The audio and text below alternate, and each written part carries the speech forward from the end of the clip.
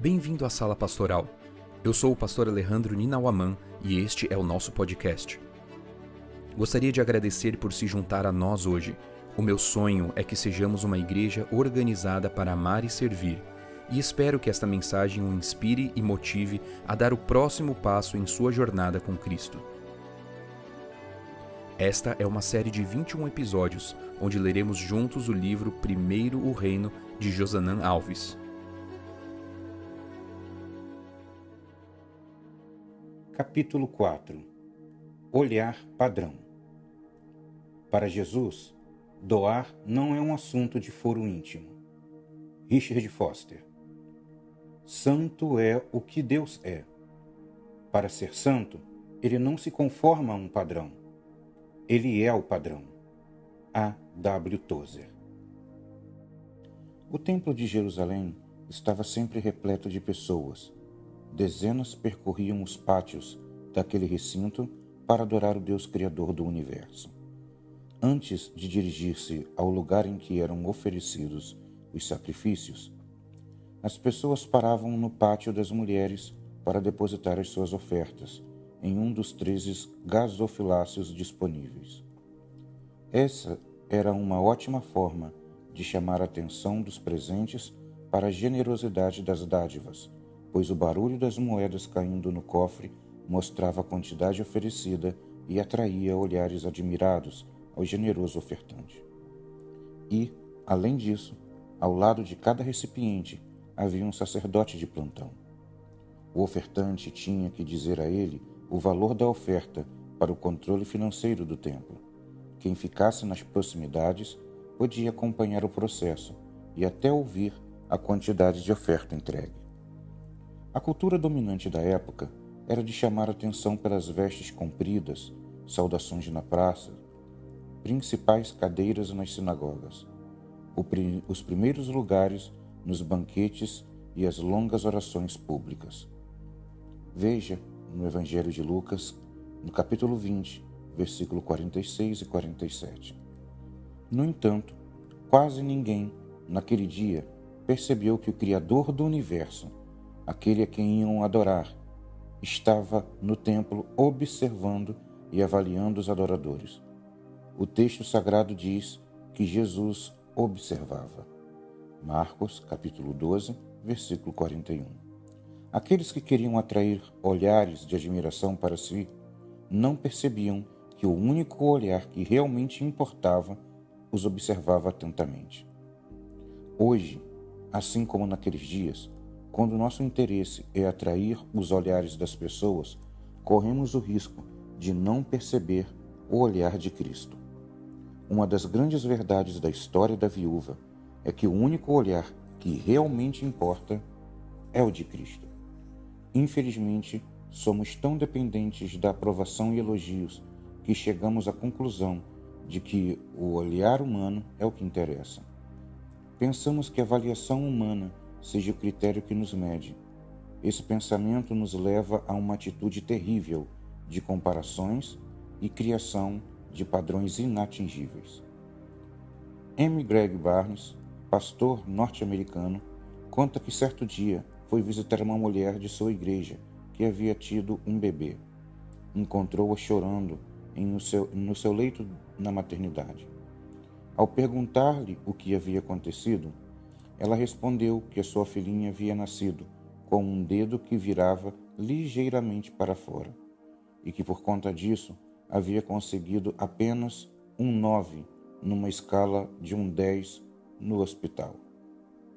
Não sei o que mais me aborrece, disse a mãe, entre lágrimas. Eles terem feito esse teste estúpido ou meu bebê ter obtido apenas 9 pontos. O pastor Barnes saiu de lá pensando que era apenas o primeiro dia na vida daquela criança. E ela já tinha problemas por não conseguir uma pontuação alta o suficiente, de acordo com o padrão de avaliação humana. Assim é o critério humano. Nós pontuamos, medimos e julgamos todo o tempo todo. Entretanto, a história da viúva nos mostra que Jesus estava observando tudo, e podemos ter a certeza de que Ele está a nos observar hoje também. devemos ter a segurança de que o observador que realmente importa é Cristo. Por 3 motivos. Primeiro, ele é o único avaliador que nunca falha.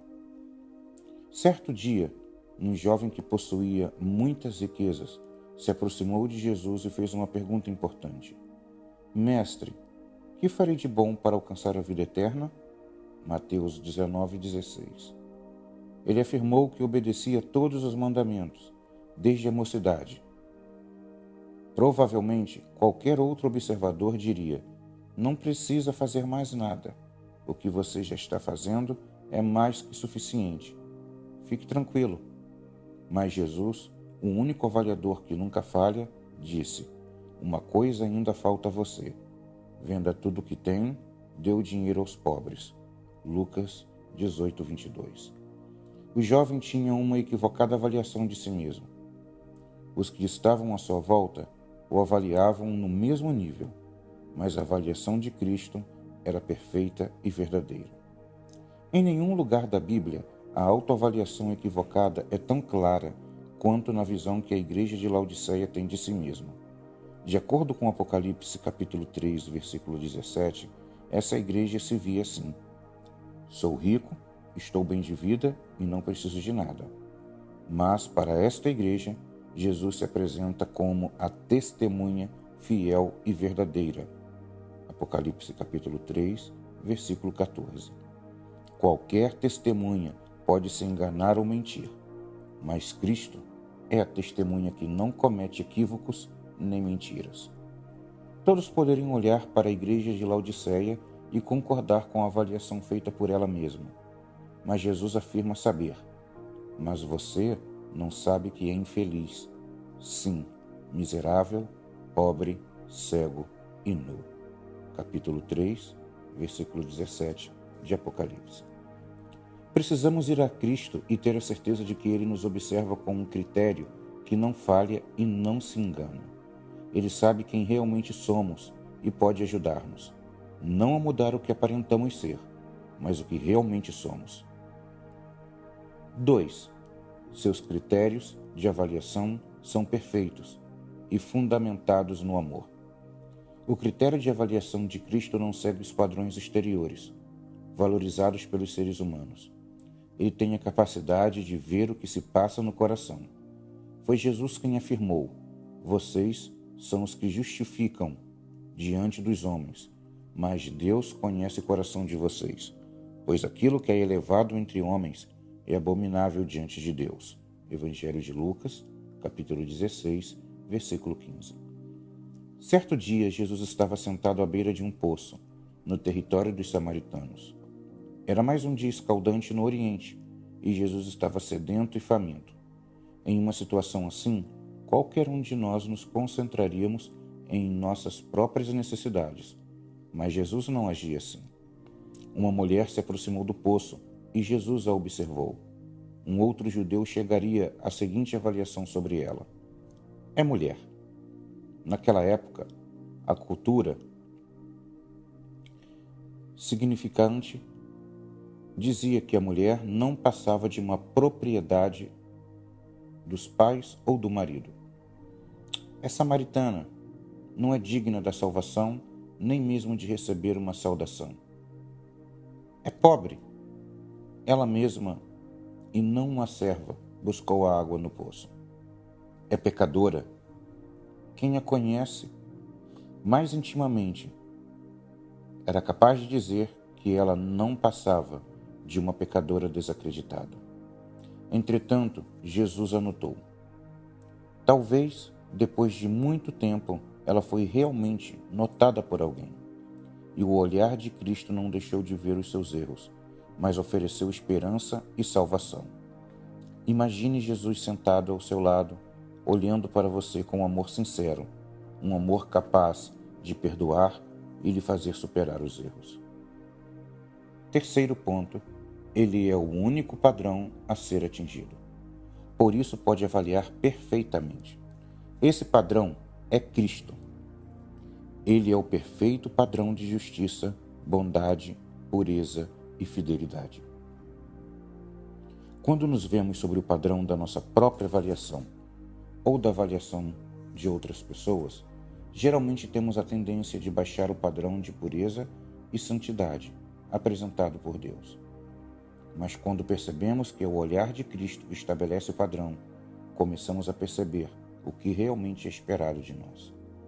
Martinho Lutero costumava expressar essa ideia com as seguintes palavras: o homem precisa se desesperar consigo mesmo para estar preparado para receber a graça de Cristo.